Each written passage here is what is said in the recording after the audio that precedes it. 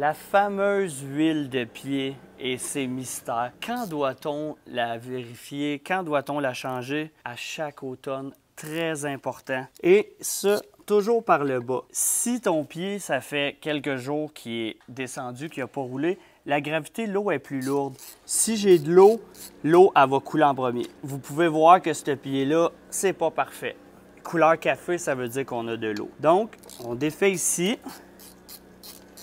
On enlève l'air, puis là, ça coule. Pour le remplissage, c'est très important. On ne remplit pas par en haut. On doit remplir par en bas. Là, je ne la laisserai pas couler pour les besoins de la cause.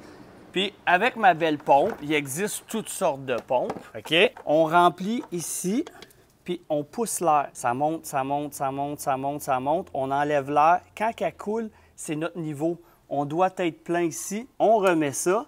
Théoriquement, on vient de couper l'air.